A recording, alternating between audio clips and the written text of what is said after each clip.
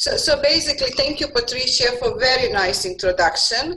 And I've really been introduced because of my 20 or so years of experience in what I would call entrepreneurial tourism scholar. Why is that? Some 20 years ago, I was living in Australia, and there I graduated and got my PhD. I visited the Griffith University at the time, and then I was really free to choose to study whatever I wanted, and I wanted to do a connection or influence of tourism on world peace. My supervisor at the time told me this is not hot publishing topic, but if this is interesting, I should go ahead. Certainly 20 years down the track, probably situation of young scholars at the university is a little bit different. In 2000, I'm coming back to Croatia, and I'm joining the Institute for Tourism. Institute for Tourism is now 60 years old, and it's been set up to research and to foster through knowledge dissemination and education, tourism development of Croatia. So I came from a purely economic setup, purely scholars setup, to a very institution that was really working heavily on strategies, on action plans, on recommendations, and I found myself asking, why would I have to answer journalist questions such as, look, situation in Greece has improved. Do you think this will impact negatively tourist arrivals this season?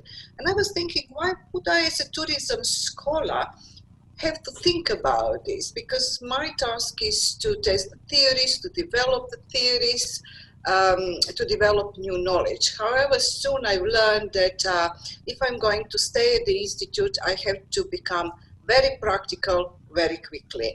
And this is why I'm actually here now talking to the audience.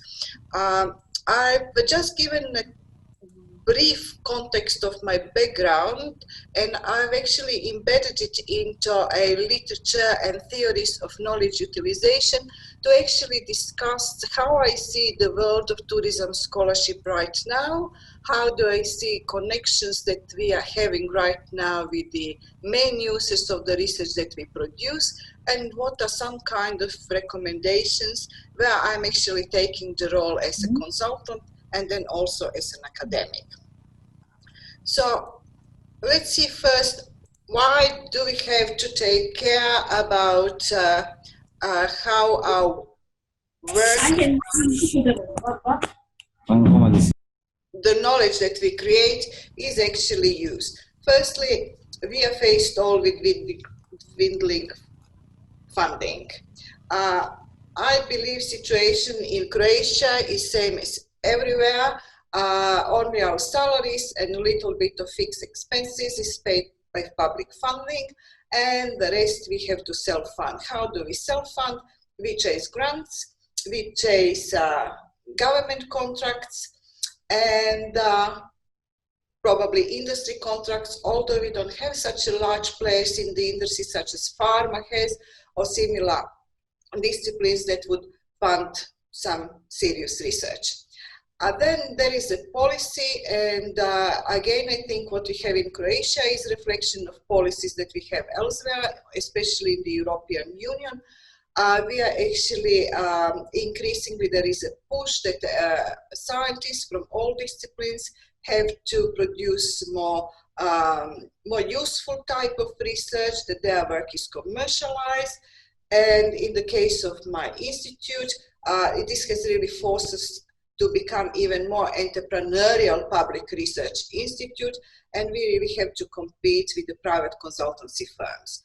And finally, the question is, since we are called to be much more accountable than maybe we were in the past, I'm not disputing whether it is good or bad, but certainly we need to be relevant. And we are increasingly asked how relevant we are. We ask it ourselves, and our funders are asking it as well. And we've seen that probably in a contexts and setups where there is a gap between tourism research and tourism practices, that tourism schools are closing, and I think this is actually already happening in Australia. So there is funding and relevance and a policy that we have to think of. However, when we think about tourism research, I think the number of publications, the number of tourism journals have actually plummeted, and we know this is the consequence of the publish and perish policy. Every now and then there is a paper dedicated to utilization of tourism research. Ritchie and Ritchie, Page, Scott, Laws, Cooper, Rihanen have actually been writing a little bit of this, but there are not many papers, and these are not actually derived on empirical evidence. But the conclusion is that even 20 years ago and so now, that what we produce is not really heavily utilized by the end users, and our end users are policy people, and our end users are the industry. So let's see actually who talks to whom. I think to share the knowledge, we have to have some common denominators. We as scholars, we are really good to transfer problems that the industry people or policymaker might have into questions that can be researched, and we provide results. We codify these results into something that supposedly everyone should understand in terms of report, in terms of databases, in terms of research papers. We publish it in journals, disseminate it through conferences. But policymakers do not have level of scientific knowledge that we have, and they probably don't always understand us. Maybe, although we think that we are talking very directly and simply, we still might not be understandable by the policymakers. And also, if we want knowledge to be utilized, it is not, we don't really have to think about what type of knowledge do they need. But we have to be aware that they operate in specific environments. They have their stakeholders, their expectation, politicians themselves, and bureaucracy within the system climbed the career ladder. Their opposing forces. And so the policymakers, when utilizing knowledge, have really to take care about a wider range of issues that are maybe preventing them, or maybe is actually stimulating them to use the knowledge that we produce. And finally, there are industry people. Like in tourism, we have micro, small, medium-sized tourism enterprises. People that work there have a tacit knowledge. They have operational knowledge, and when they have a problem, they need a quick solution. And the question is whether we can quickly identify their problem, and even more, whether we can give them solution quickly enough. Some examples are probably by Sara Dolmichar in the morning, but also we don't have a lot of those studies. So basically, we have said that we have variety of types of knowledge, and then we have the variety. Based on this, we have different needs. Even as we, as scholars, have to produce something that is relevant to the industry, so that our knowledge can be utilized, we need to be aware of our peculiar situation, of which I will talk a little bit later. But what I actually point out is, when we're talking about utilization of our knowledge, we have to be aware of our end users, and not only the level of the end user's knowledge to understand what we are actually producing, but the specific institutional and operational context to be able to talk and communicate effectively. So the next question is basically how we are going, or how our knowledge, what type of knowledge are we going to produce, and how it's going to get to the end user. There are a couple of models proposed in the literature. One is a very technical model, and I think model that every scientist that is at the university because of curiosity will like that one. It's basically saying, okay, based on the research will be used if this is available. So all we have to do is to research and publish it, and eventually it will get to the end users. However, it has proven not to work very well. Then there is another model that says, okay, our research will be used if we are actually doing what our users need. So it's kind of economical model. However, I have sometimes in my career produced something that users need, but still the knowledge was not used. And sometimes I produced the knowledge that they didn't need, but finally they find use for it. And sometimes we have produced the knowledge that was useful and needed, but it was disputed because politically it wasn't desirable outcome. Such, for example, in the best region, you do a study on tourism expenditure, and the leading tourism region is dissatisfied that the level of tourism expenditure is not so high comparatively with other regions. So they would dispute methodology, for example, rather than questions why the results are what they are. Third model is basically saying that if the knowledge will be transmitted, if there is greater interaction between the scholars and the end users. I have also have a situation where I didn't have any interactions, but at the end, what the report that I have produced, the strategy that I have produced was actually taken up and implemented exactly how it was planned. And I have also had the situations where I've sat down with the regional mayors with the strategies and action plan, and through a number of meetings sit down with their department heads. We discussed each activity, we discussed how it's going to be implemented, we discussed actually the land planning issues, the permits, down to the very detail, and yet not to see any of this being actually implemented. So the relationship is not really straightforward once you really started to play the game and have a lot of experience with, in communication with the industry. But apart from actually how knowledge is transmitted, another question is what do we actually want, or what do we mean when we say we need to have a bigger impact or better connection with the industry so that our knowledge is utilized? What do we mean by this utilization?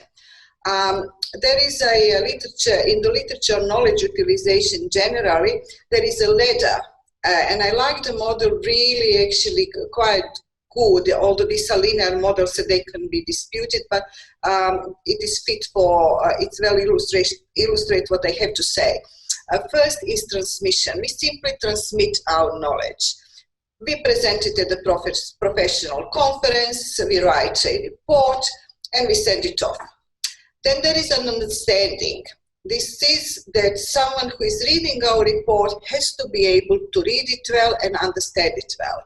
So in my experience, what we produce is also, when it is in the policy context, is read by the bureaucrats of a lower level. They read and then they would have to provide the feedback to their bosses. And so the question is whether this feedback loop exists and how well this knowledge is translated in the on the way. Then reference to our work can be made in strategies, reports, and so forth. This is also where our knowledge is used. Recently, especially in the consultancy arena, I have actually found that reference is not made to my work whatsoever in terms that Institute for Tourism or Renata Tomljenović. But I see that the private consultancy firms, some small, some big, are actually using my templates. They're using my logic of intervention. They're using the kind of the concepts from my strategic plans or from my action plans. So I'm saying this is really plagiarism, but I'm actually then kind of comforting myself by saying at least it must be good because it inspired other people and other people have taken this as a template. And this happens a lot with work of the all staff at the Institute.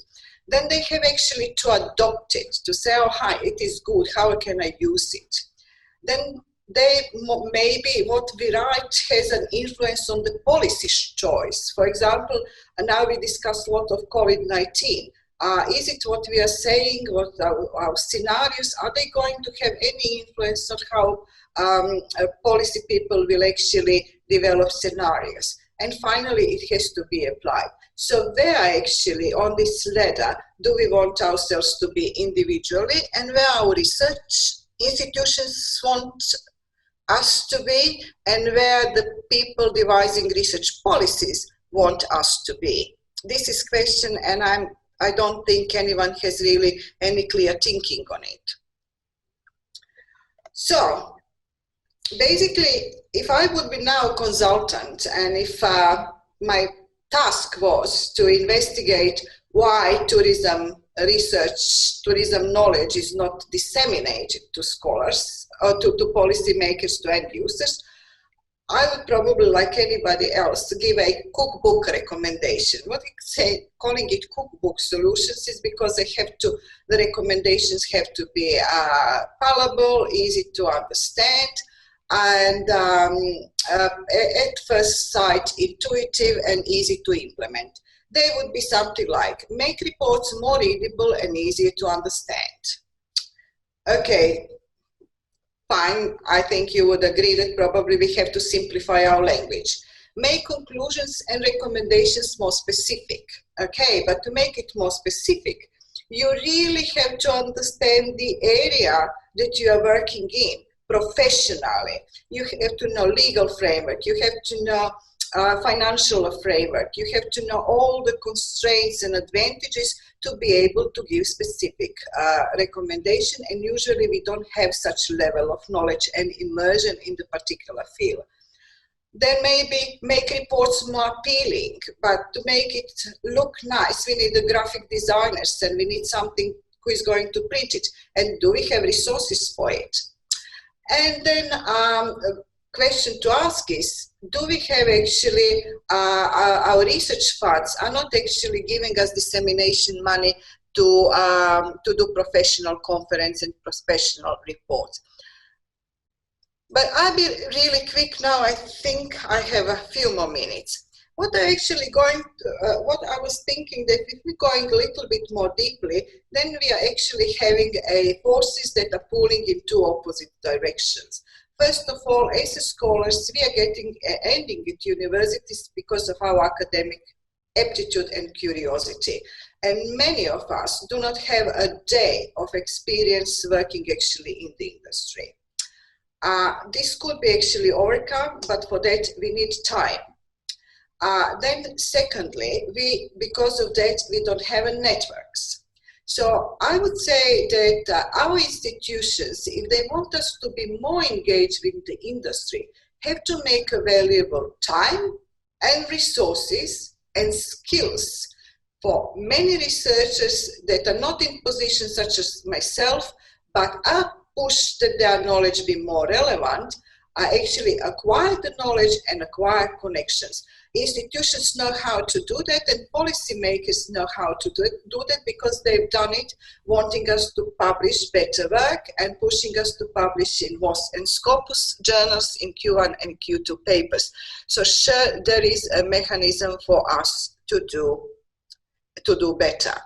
And really, what I would say that secondly, we need to make our end users and the policymakers and anybody who is actually developing research policy and forms the framework within which we operate, to be aware that then we are really talking about two-track policy. For I can be, like Jafar, very internationally known, I'm not even near that, and not really recognized in any way in my own country. Yet to be recognized in my own country, I don't have to be scholar of any reputation internationally. So as scholars, I think this is not an excuse not to think how to make our work relevant, but actually to call for better framework that would enable us funding, time, and skills to become more relevant. I think this is in the nutshell, little bit longer nutshell, but hopefully maybe a little bit challenging, provocative, and hopefully inspiring. Thank you very much.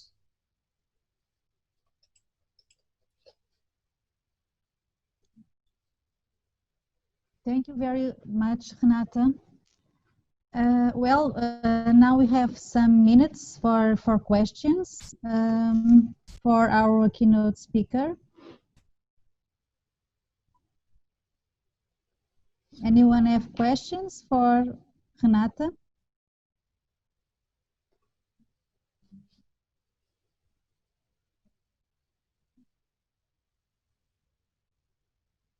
Jafar, you have a question? Yes, if I may. Well, I don't have a question. I want to compliment the presentation, Renata.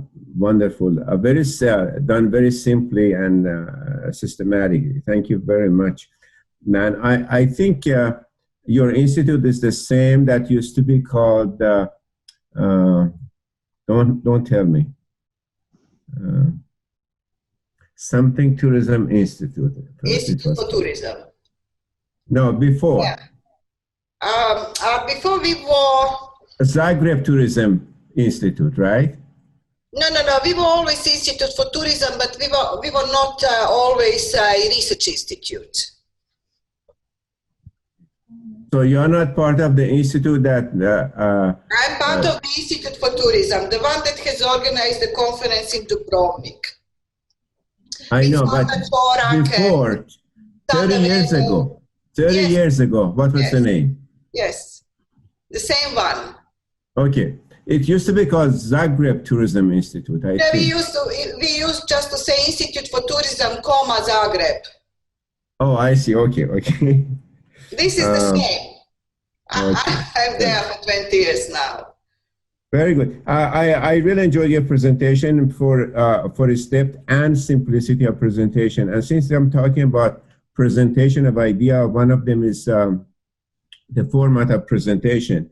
You ask, you wonder if the industry understands the work of the scholars. And I think more or less your answer was no. But do we, scholars, understand the work of practitioners? Yes, this is precisely my question. We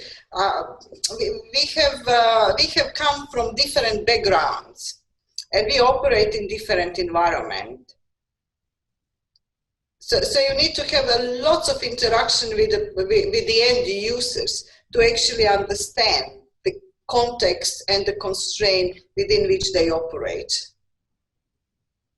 But what I'm getting at is I'm not talking about any person in any particular person, but by and large in the academic world, a point I've mentioned many times. In the academic world, we teach our students to write in very formal language, everything documented.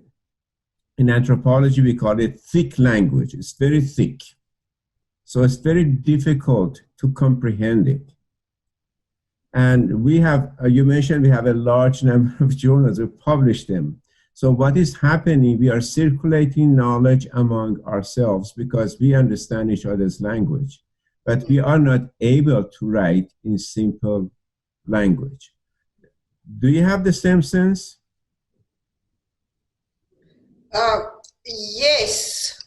Yes, we are not. But then I would also say, if I may do a diversion, I'm doing, I wouldn't say a lot, but a number of EU funds. And now when you're getting into this EU funding language and application, then there is also a very specific language. So it seems that the specific scientific fields or even fields of intervention have their own languages. And it's really difficult how to simplify something. What do you think? You think you are actually speaking clearly, but obviously this is the level of abstraction that is too high for other users. But your institute is not a good example because you are in the business of transmitting knowledge. I'm talking about the people who teach at the university only, and their obligation. Yes, they don't know. And I think even if I would have stayed in Australia, I would be afraid of the industry people because I wouldn't know how to talk to them and what to tell them. So yeah, there is a huge gap. And what I'm trying to Renata to promote, and I'm not very successful, is to convince my colleagues at universities that go ahead and teach academic courses if you wish. Ask them to write a thesis, as they should if they want a degree, to get their PhD. Go from introduction, literature review, all the things that are acceptable in the academic community.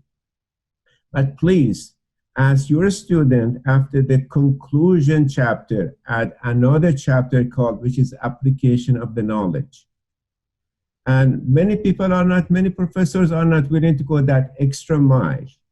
And partly the problem is that they themselves may not be able to write in simple language, let alone to teach their students. So the reason that our knowledge is not transmitted, is locked in a language that is very hard to be decoded. And so our knowledge has become prisoners of ourselves. Yeah, I think I completely agree with you. And even I was thinking, you know, how I was associate editor of journal Tourism that we publish at the Institute. And reading lots of papers and having this research implication in the conclusion and the practical implication. And I would often actually joke, entertain myself thinking that these practical implications that we make in the concluding chapters of our paper is something like, patient is sick. We need to operate him to see what's wrong with him. And to operate him, we have to give him anesthesia, something like that. I mean, I'm banalizing it, but it is at that level of recommendation. And this is, I think it's coming because really most of the scholars do not have industry experience or any experience in real life world. You know, you enter in, you become recognized for academic aptitude, you do your master, you do it well, then you do your PhD, then someone says, oh, well, you're doing really well, you are really talented, you should think of academic career.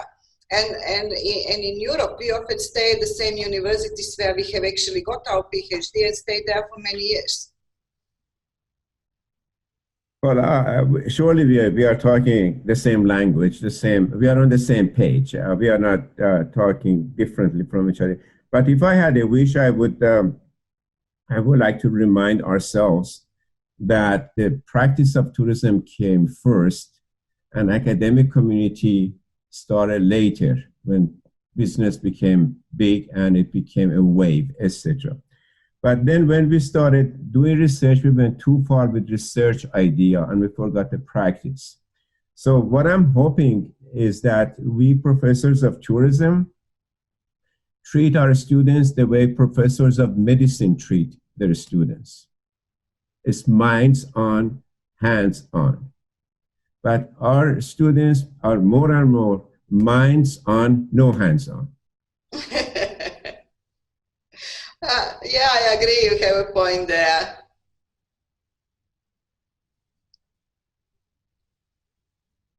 Thank you very much for fostering discussion even further. Well, I hope my point is well taken and some people follow it, because we must let go of this knowledge to put it into practice. Yes, we have a comment. Anna Claudia says, we as academics are not stimulated or pushed to interact more, linguistically speaking, with practitioners. I mean, this is really true. I mean, I wouldn't get, if I don't have my own source of funding, I wouldn't get funding, and probably people at university not even more so, to attend industry conference, for example, or to get time allocated to translate the research finding into report that might suit the industry. So people that are actually doing it are doing it because maybe they have experience, they're excellent communicators, they intuitively understand communication flow, but they are actually not doing it because they're particularly stimulated by their institution. Is there a place for science communication in tourism education? Estra Kell?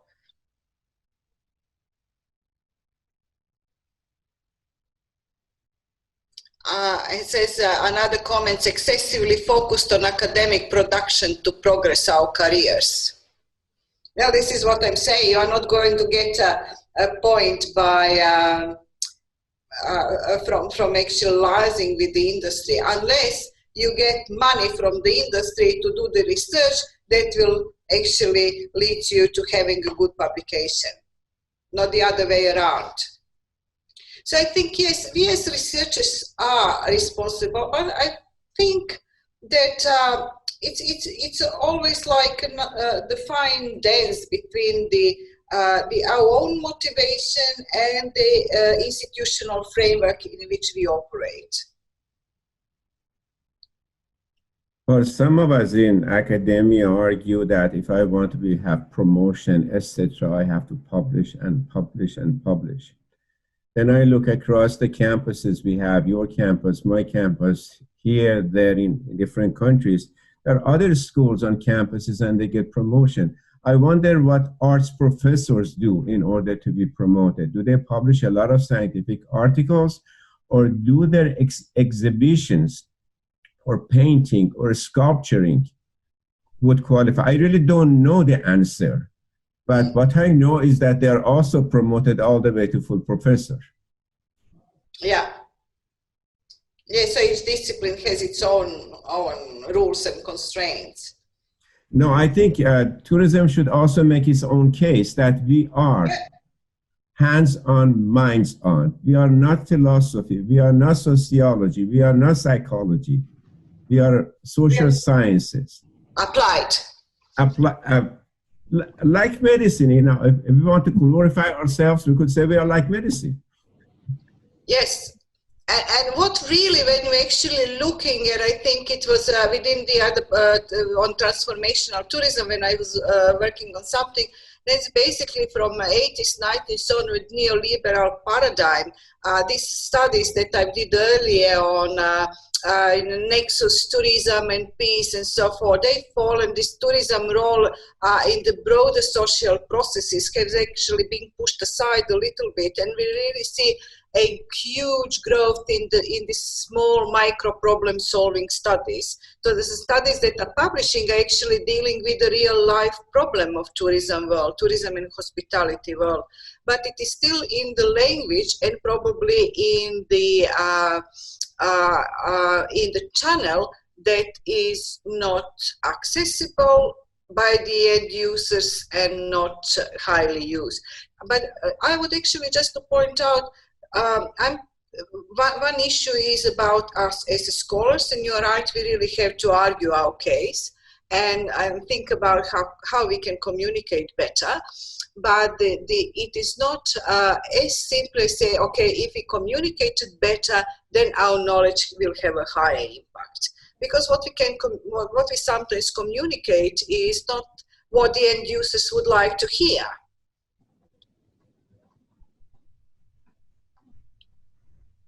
Or sometimes if you're going to listen what the politicians, for example, need, they don't need an objective research. They have their agenda and they want our solution to justify their agenda or to further the policies that they want to promote. So there are lots of little forces at work, but starting, if we are going to start from us, then we really are, the point of communication is and relevance is well made.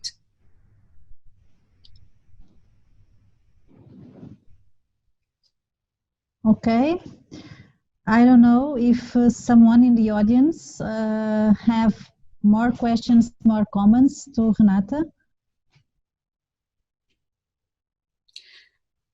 Maybe I would just conclude, it's still 32 people online, so I'm really pleasantly surprised at the time of the day and after a long day.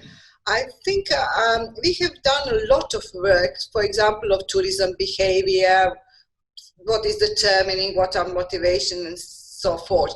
But relatively little work has been done, or maybe if it's been done, has not been published, or what are actually the needs of the end users.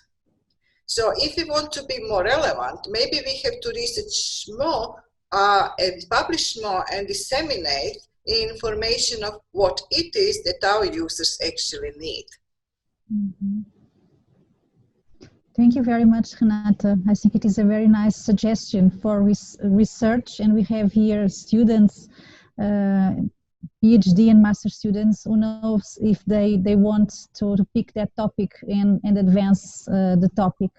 That would be a nice PhD topic, yes. Yes. Someone was saying here in the chat that it would be important also to have some knowledge on science communication in tourism education. Maybe that is something that should exist in all the programs, in all the courses, because indeed what happens is that people do research, but we don't know, or we are not very well prepared to communicate that knowledge adequately. And it is different to communicate for an audience of people from the academia, or to communicate for an audience of people from the industry, for example, or even for the community. And it is important to know how to do these different levels of communication.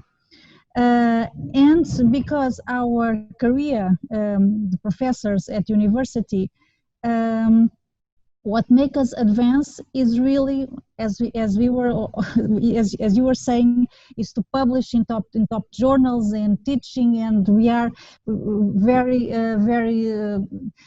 committed with their tasks, and we forget that sometimes, or in almost every occasions, we are doing our work, and it is for only for us, for the group.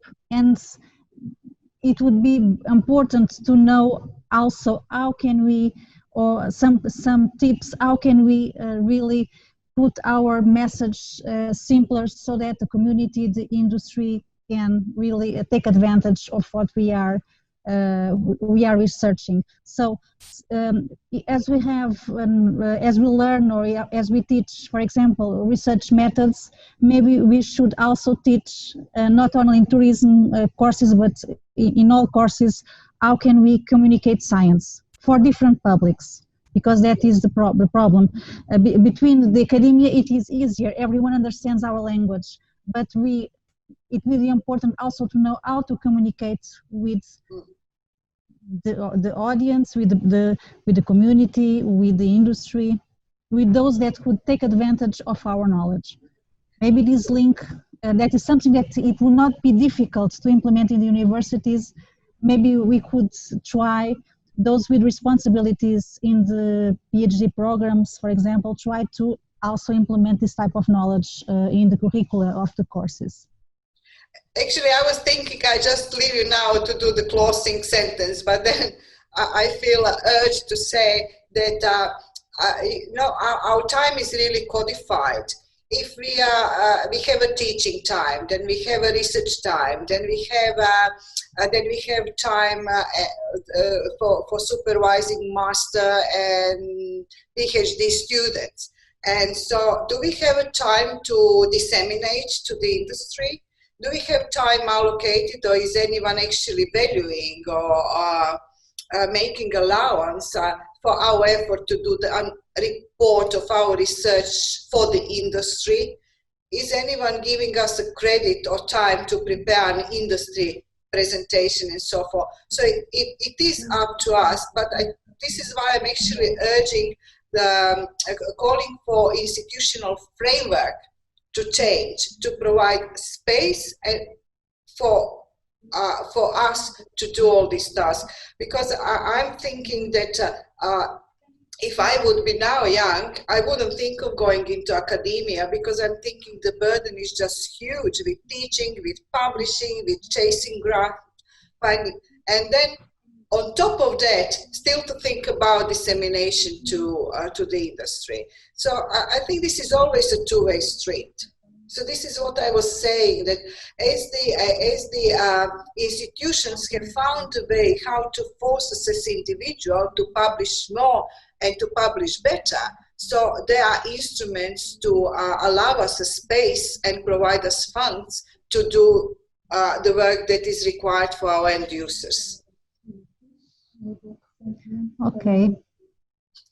Jafar, you don't have your micro. Jafar, we are not hearing you. If I may add a question at the end, I'm not going to make any conclusion. This is the age of coronavirus. There are two industries which have been affected more than any other industry. One of them is the medical field itself, and the other one is tourism, right? If you think about it, these are the two, if I may call both of them industry, they're both which are affected. We are put into sleep, tourism is put into sleep, and medical field is on its toes 24 hours a day. So I'm asking you this question, you in the audience. During the news, evening news, for example, here in the United States, ABC, CBS, NBC, CNN, when they want to talk about coronavirus, guess who is the guest? Guess who bring as the guest? A professor of medicine, a medical doctor, and so on and so forth to ask questions about COVID. How many professors of tourism were asked by newscasters to be interviewed for the industry which has come to its knees? I don't know of any any professors of hospitality and tourism who were interviewed, but I can think of endless numbers of medical doctors and professors of medicine that are interviewed. So this means we have not even introduced ourselves to the public. That's a question. We can talk a lot about this. Yes. Yeah. Well, but it's time to close the session. Tomorrow we will have a hard day with but a very nice day with lots of very interesting sessions. We will start at 9 a.m. So we will be here waiting for you. And I hope you are enjoying the conference as we are, as organizers. We are very happy with the organization of the conference and how everything is happening. So Renata, thank you very much for this so nice presentation and discussion around. To the audience, bye-bye. See you tomorrow. Thank you very much. Bye-bye. Thank you, Renata. Excellent talk. Excellent. We appreciate it. On behalf of Thank Key you. Forum, thank you very much. Thank you very much. Bye-bye. Bye-bye.